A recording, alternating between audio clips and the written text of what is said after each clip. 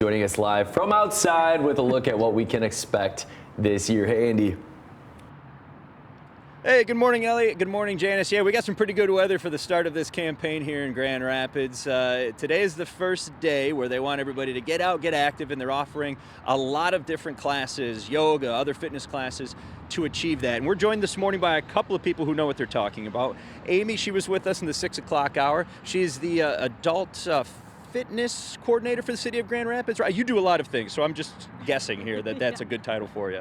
Yes, that is my title. I also teach the fitness classes, a handful of them for the city, and Val here as well teaches Tuesday nights. She teaches the glute aerobics class, which is going to be happening right here at 555 Monroe at 6:30, and we're really excited to be here. And just real quick before, we're going to get into a demonstration because we missed out on that in the 6 o'clock, but just real quick, why are we doing this program? Why are we seeing these programs across Grand Rapids starting today? We really wanted to bring people together in our local parks, getting active, creating a space that's welcoming for people who wouldn't normally step into a gym or a fitness studio, and they're hopefully feeling comfortable enough to show up. You don't have to register ahead of time. You can just show up for the class and enjoy and get fit. Okay, and speaking of that, let's give them a little taste of what kind of exercises we can expect. So, yeah, Valerie, you teach the glute aerobics, so let's show us an example of what we can see out there. Activating the lower body. So we're going to squat, turn, squat, turn, squat. Come on, let's keep it going. Okay, hold on. Yes. You got to slow down for a second. All right, ready? Now, here's what I'm experiencing. You want to engage your core. Now, Amy, correct me if I'm wrong, but engage your core and knees over your feet. Yes, shoulder width. You stay on the ball of your feet. Squeeze those glutes and do not lock your knees. Squeeze those glutes and do not lock those knees. All right, Valerie, if you want to keep doing this, I got a question for Amy. Is this a class that's one of your more popular ones? A lot of people focusing on their glutes out there these days. Is this something that sees a lot of turnout? Yeah, for sure. I'm thinking you get around 50 to 60 people. It's a fun class because she's incorporating music, top 40 hip hop music, keeps you going, and you're not feeling like you're exercising, and I think I did. That's really important. I felt like I was exercising. Now, Valerie, could I give you this, and could you critique my form real quick? Absolutely. All right, so. All right. Make sure, okay. You're saying, you have core engaged, yes. Yes. And so, all right, stay on the ball of your feet. All right, so you come down, and then we're going to hop towards your right. Lower. Yep, and then come back to center. Oh, wow. Ball of your feet, and then turn to Pretend the you're left. Elliot, trying to swing at a ball. Your other I'm not left. coming up. I'm not coming up if I do this. Keep your core engaged. Oh, wow. Yes. Get yes, low, just Andy. lift your shoulders, relax. Oh. That is perfect. Yes, yes, take it down to Oh, the wow. ground. Perfect. My knees Yes, hurt just looking at glutes are that. activated. Woo! And that is glute aerobics. Yes. To one of those, maybe like a dance club before. Or Oh, something. yeah. Getting low. Wow. Yes. Yes, I want it. Give the people what they want. And you add a little shake to it. Yes, that's the perfect. Yes, yes. Yes, that is perfectly. Oh my God. Oh, yes. Okay. Uh-huh. Okay, that's more than Yes, you're gonna ask yes. there. You ever seen that move before? I might have to add that to the playlist. Well, if you want me to teach a class, Amy, You can You got- apply on the website under fitness instructor. It's on the city website. You can go ahead and fill out that application. Yeah.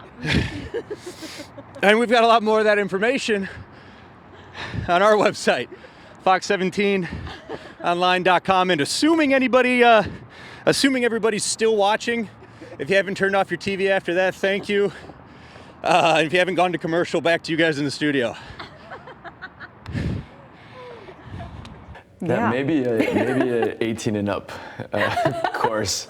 I don't know if Andy just keeps surprising me. I just yeah. never know what's going to come out. He had wow. additional steps that they didn't teach him originally, so it was It's almost like he'd been hanging out with you a little bit. Improv.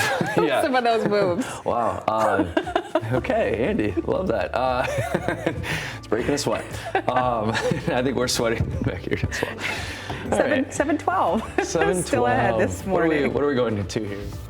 Hey, we had some showers and thunderstorms move through during the overnight hours. Those have shifted out of the area. We'll pick up on a little bit of sunshine and warm temperatures, but more showers and storms are in the forecast. We'll look at the timing of it coming up next.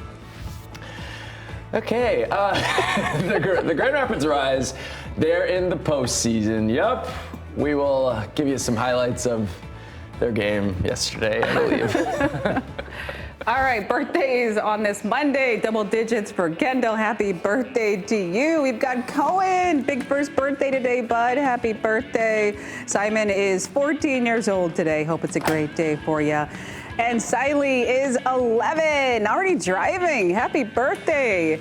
If you have a birthday coming up, we'd love to celebrate with you. Just send a picture and details to mornings@fox17online.com. Well, this morning, the U.S. continuing to warn Israel against invading Rafah, saying it would lead to a widespread innocent deaths. Despite the warnings and an ultimatum now from President Biden that an invasion would cause him to pause certain weapons transfers, Israel appears to be poised to continue advancing on the city. Over 1.5 million people estimated to be sheltering in Rafah as violence is decimating cities in the north. Israeli military says more than 300,000 have now fled the city to a humanitarian zone along the Mediterranean Sea amid ongoing evacuation orders.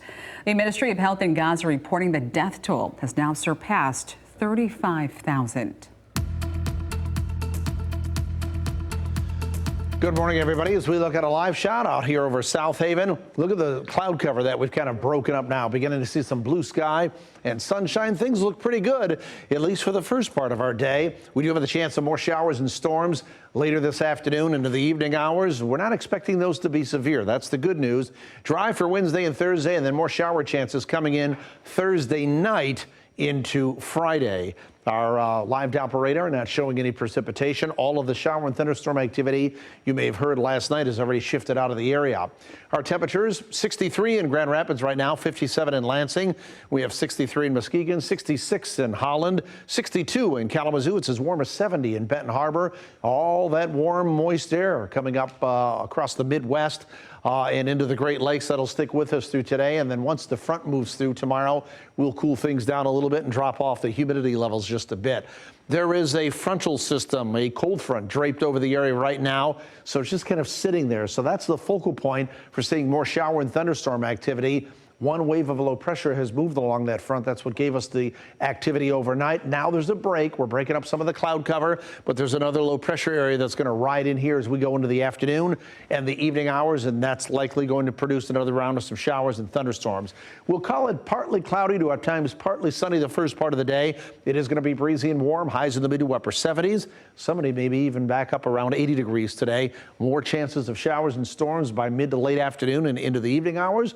Look for a stiff southwest wind at about 10 to 20 miles per hour. There's the first low pressure system. Here's the next one riding along that front. And as that moves a little bit closer, by mid to late afternoon hours, we may start to see more of those showers and thunderstorms moving in here. That becomes more likely through the evening and the overnight hours. That system will move off to our south and east, but there'll still be another low pressure system just to our south, which will fling more rain in here through about the first part of tomorrow, and then that will move out. And then as high pressure builds in here from Canada, we'll decrease the cloud cover on Wednesday. Should see some sunshine and not much happening as we go through the day on Wednesday with temperatures up around 70 degrees. How much rain will fall from this system? Well, the forecast model's saying, maybe about a quarter to up to about a half an inch or so. Across the area. There could be a couple of places that see a little bit more than that if you get caught under more than one thunderstorm here through the course of the next 24-hour period. 77 today, 65 tomorrow with some showers likely, especially the first part of the day. 70 on Wednesday with some sunshine. We've got 73 here for Thursday. Thursday is dry, but rain looks like it may develop Thursday night going into Friday. Friday, a chance of showers, highs around 70. And then we'll see temperatures in the mid to upper 70s for this upcoming weekend with maybe just a lingering shower there early on Saturday. That's our forecast. It is exactly 7:20. We get another update on traffic. Here's Rob. Well, around West Michigan, the trouble spots are mainly the same construction zone and, well, two construction zones. Apparently, they're starting to put out barrels, but that's only my theory. I don't have that confirmed. But there's no crash along this stretch in southbound 131, but there are plans for a lane closure sometime today, starting at 68th Street and going all the way down to the county line. 12 miles per hour there, starting right at M6, but also the other construction zone. We've got everybody going full speed, and then they hit Ann Street, and then we get really slowed down as usual. Another couple more weeks of this, and the real slow spot is between Leonard going down into the S-curve. Beyond that, you should be okay to get to Burton and the closure there of 131. You still have that closure on M43 West Main Street. The eastbound side still closed at Wealthy Street in the west side of Kalamazoo. This is closed due to a water main break, and it is supposed to be back open sometime Tuesday or Wednesday. The detour is using Solon Street, which becomes, as you head south on it, Howard Street, and then you go north on Stadium Drive. Because it's only the eastbound side that needs the detour, that's the only thing you need to know about it. I'm Rob Westerby, Fox 17 Traffic. All right, thanks, Rob. 7:21 still ahead this morning. It's the beginning of the postseason for the Grand Rapids Rise, and it's bittersweet for one of their players. We'll hear from the player wrapping up her 17-year-long professional volleyball career.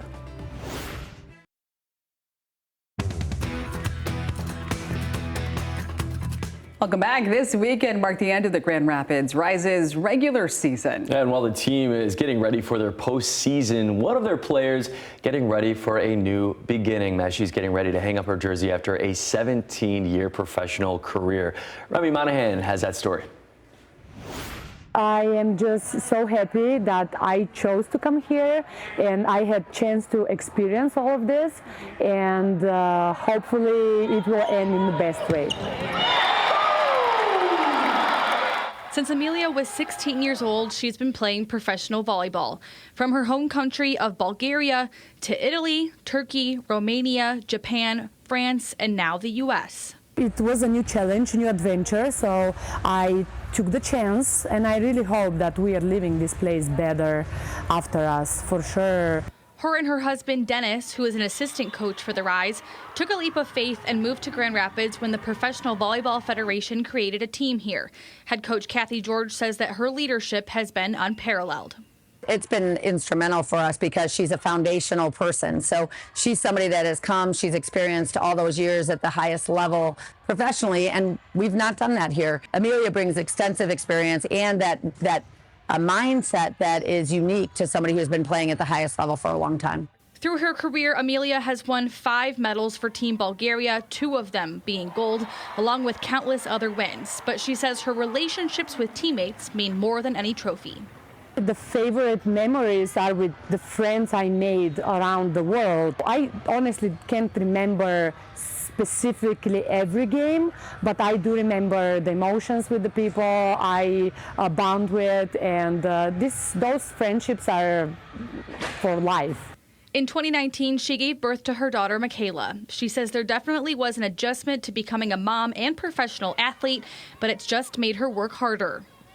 A lot of people are actually scared to take this decision, mostly because they don't know if they will be able to come back.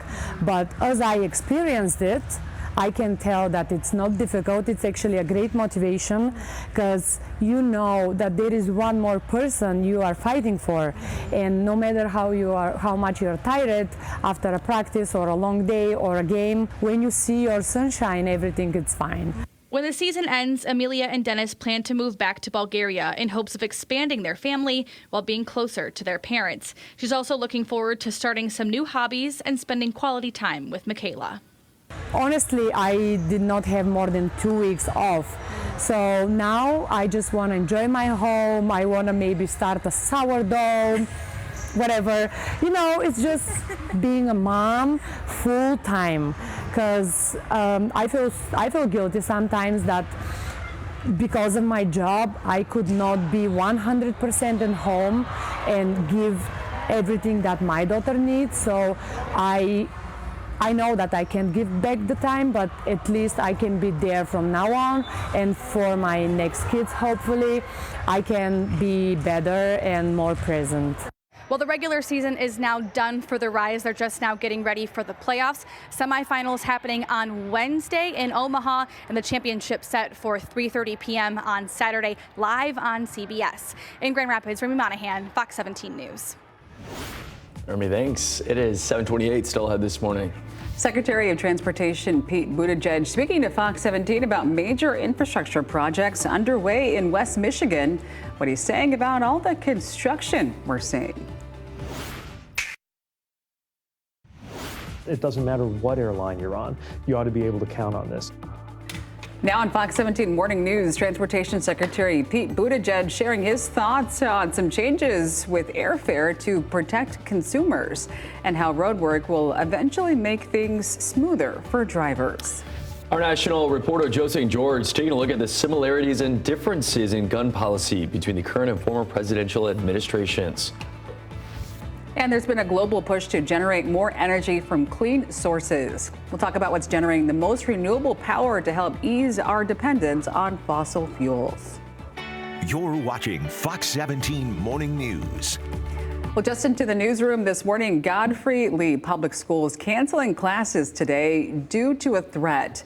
They're asking no student or staff to report to campuses today.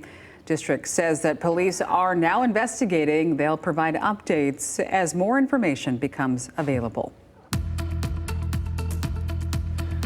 Well, did you see this severe geomagnetic storm this weekend? But it proved to be great for West Michigan, and we got the chance to see these beautiful, incredible solar light shows. These photos are coming from one of our viewers, Jeremy Church, showing the lights over the lake shore. That would have been a great spot to see this. So increased solar activity causes the colorful auroras to dance around the Earth's North Pole. We know them as the Northern Lights, but because of the strength of that storm, they weren't just visible in the north. They were even seen as far south as Fort Lauderdale. And I missed it by like a half hour. I went to bed early on Friday. I'm so mad I missed it Friday night too, because I woke up to all the pictures on social media. Yeah. I'm like, wow, that would have been awesome to see. I must have been the only one up then. I did catch them. Yeah, I was fast asleep. Night owl. We watch family movies on Friday and Saturday, but it's very difficult unless I get a late afternoon nap to stay up past like 8:30, 9 o'clock. I'm already kind of zoning out at that point. And you were saying, you know, your phone actually showed it more than what you saw from the naked eye. I don't know why that is. The naked eye, I couldn't really see much, but when the wife and the daughters took the photos and then brought them in and said, hey, Dad, check this out. It's like, wow, is that the same sky that I'm seeing? Because it wasn't. Well, I mean, these images are just breathtaking, so I'm so sad I missed it. A lot of people didn't, though, so that's good. Better luck next time.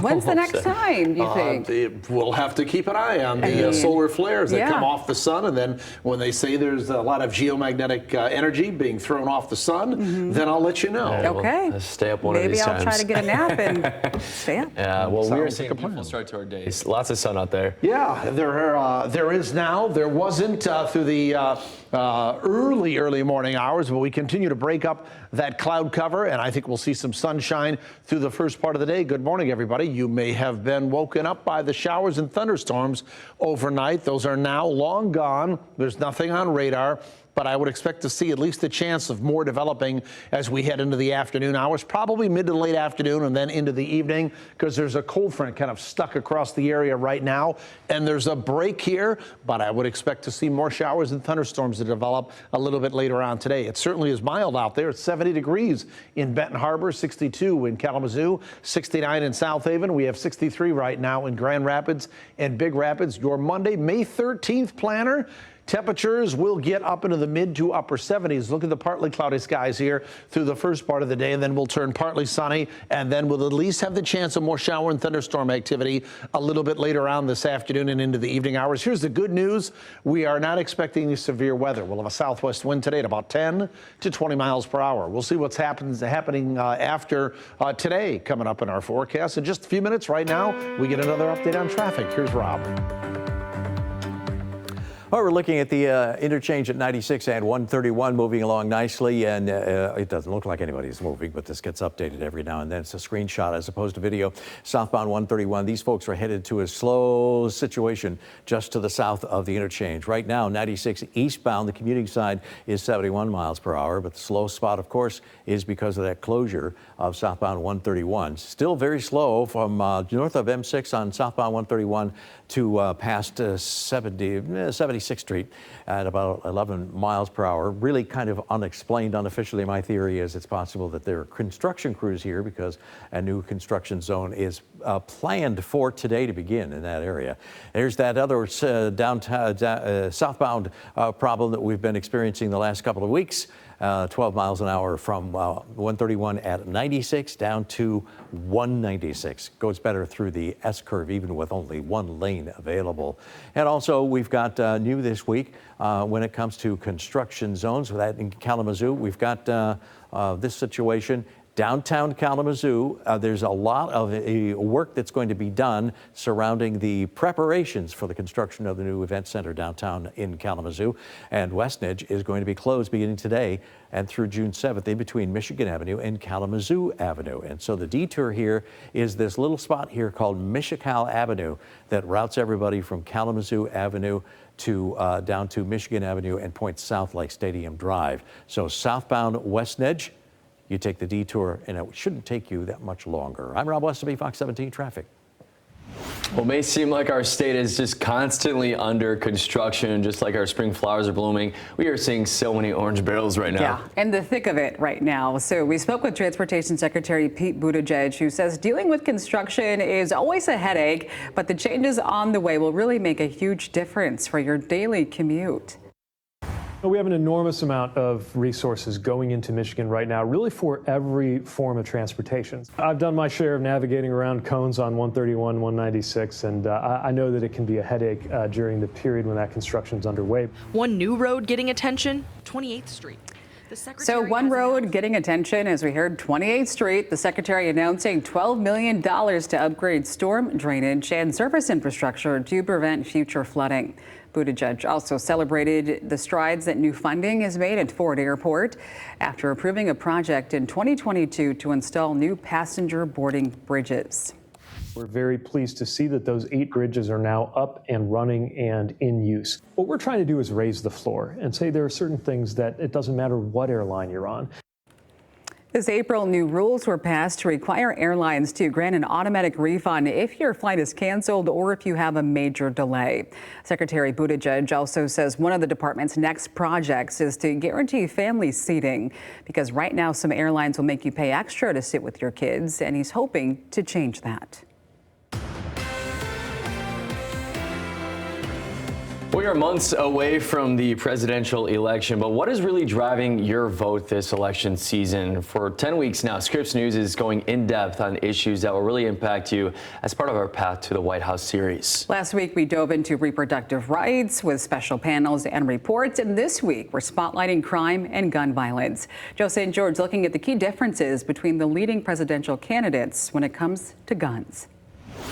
Every corner of this country has been impacted in some way by crime and gun violence. If you've ever been a victim, it may be the biggest issue for you in this election. And like so many other issues, President Biden and former President Trump differ greatly on what should be done. Let's start with the similarities between Trump and Biden on guns. Take, for instance, the issue of bump stocks, devices that modify how fast a gun can be fired, turning them into machine gun-like devices. On this issue, Trump and Biden both support a ban. In fact, former President Trump enacted a bump stock ban when he was in office. On the issue of states passing red flag laws, which temporarily